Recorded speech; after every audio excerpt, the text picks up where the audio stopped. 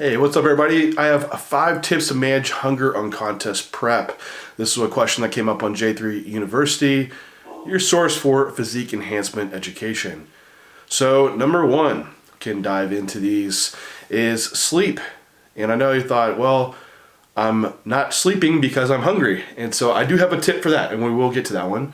But one night of sleep loss can affect ghrelin levels, which is a hunger hormone, so it drives up hunger signaling the next day, can become more food focused, also can impact leptin levels, and can even show decreases in insulin sensitivity with rises the next day in your blood glucose and insulin. So this even applies to off season as well for an impact. But even with sleep loss in a calorie deficit, can have a more muscle loss and less fat loss as well. So can have these ratios becoming deranged. So sleep is just extremely important for managing fatigue, managing the rates of fat loss and muscle loss on prep, and for your food focus hunger management during the day. So put priority around sleep, making sure you have good sleep routine, going to bed at the same time, having an environment that caters to sleep. So having it dark, cold, even a warm bath before sleep can be beneficial in having those aspects. Address sleep apnea if that might be a problem, and even your sleep mechanics. So being a bigger individual, if you are having, like, even for myself, a lot of times I toss and turn a lot because I'm just not comfortable in bed. So it might be putting pillows between your legs to help giving you right spinal alignment, having the right pillow, because if you're big, you might be sleeping like this. So maybe you need a little bit larger pillow to bring your cervical spine into more of a neutral position. So just a few things to think about, along with like winding down for the day. Because I know in prep, we get really busy. Our day spans really long. You can finally, like, right when your head hits the pillow is like right when you're done, like doing all your extra work for the day. So you have no downtime. So prioritize that, and it might mean needing to pull back on the busy schedule throughout the day to do so. Number 2, carbohydrate sources. So in an off-season phase, we have really high carbohydrate amounts that can cater to using really fast digesting sources. That might be, usually in bodybuilding, we see all the white rice, everything, right? White rice noodles, cream of rice, any form of rice that's possible, you're utilizing it. And then you move that into a contest prep, and those sources are great in the off season because they digest fairly quickly. But the problem in prep is you don't get a lot of those foods. And with quick digestion, it leads to increases in hunger pretty rapidly. So I'd say as you're moving through a contest prep and those carbohydrate amounts are decreasing, instead of just only lowering carbs, we can also be moving those carbs to other sources that are high in fiber. So fiber can decrease gastric emptying and can really help with appetite on prep. So if you're move from white rice to using more oats.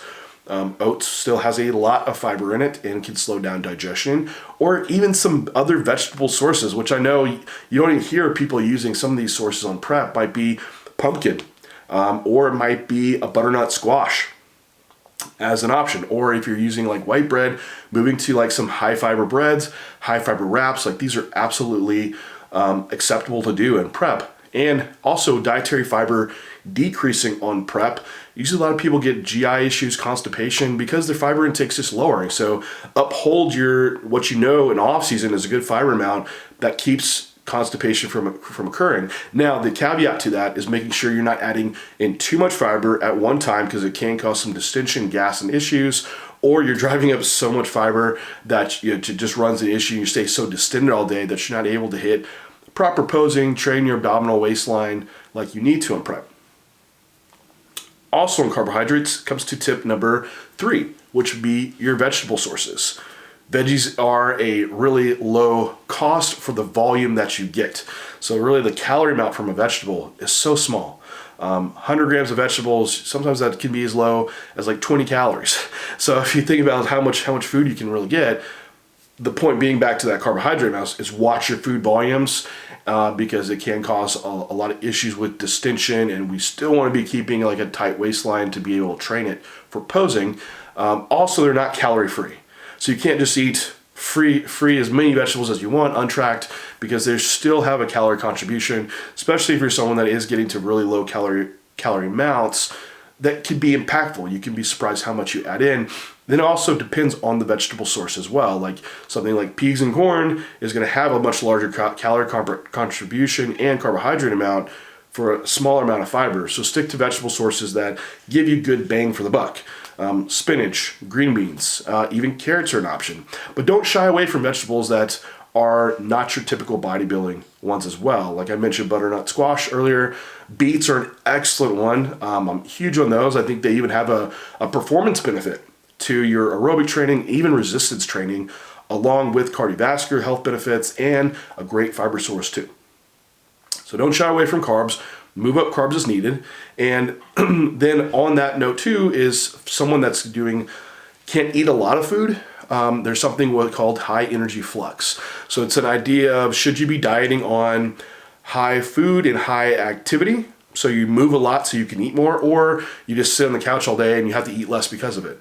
And it's been shown, like with people that have higher activity levels and higher foods, for the same calorie deficit, they have less hunger signaling. So it's much more easy to manage that deficit when you do stay active. Now, the person that has a really high activity, that could be an impedance for training performance because you're generating a lot of fatigue through that extra activity level. So there is a balance to strike here. But typically, in general, when I see someone that has a low food intake is because they're really sedentary. So moving up, this is why I do steps, moving up your step count to be able to continue to have higher food intakes. Also goes on prep is we see a lot of people that aren't tracking activity level. They're naturally decline their activity outside of their weight training and their direct cardio work. And in turn, they're making up for the calorie deficit. So they end up having to diet really, really hard because they're counteracting the deficit you're creating through food by just becoming more sedentary. So stay active, drive up activity level to uphold your food intake on prep. And the last point being, which relates back to our first point about sleep. Oh, John, I wake up because I'm hungry at night, and that's why I'm not getting great sleep. Okay, well, nutrient timing.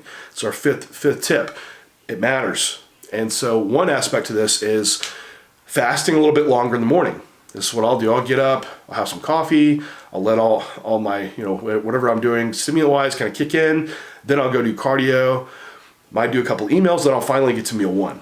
And so what that does is I have a little bit larger fasting window to where my meal timing is a little bit closer together for the rest of the day. So I'm not having to go so long without eating.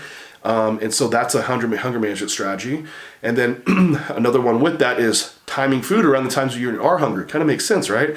It's like, man, I'm starving around this meal. It's like, we'll eat a little bit more for maybe that meal prior so hunger won't kick in as quick. Or maybe it's at that meal time when you do get really hungry. Time it then. So shift food around to when you need it. Also, prior to bedtime, a little bit of carbohydrate can be beneficial for sleep. And so if you are waking up really hungry, have some type of carbohydrate source that's high in fiber. Maybe that's when you do have some oats. Also just food items that digest slower. So for one, like you could do a casein protein or like cottage cheese, even having some fats in there too. So having like a casein shake with some like psyllium husk and some peanut butter is going to make a very thick shake that could sit with you for a long time and really help with hunger. Even mixing that up with some ice and making it into like a really thick smoothie could be beneficial on a prep to help with hunger management. So hope those tips help. Let me know if you have any questions or comments below. Be happy to answer that for you guys, and we'll talk to you next time.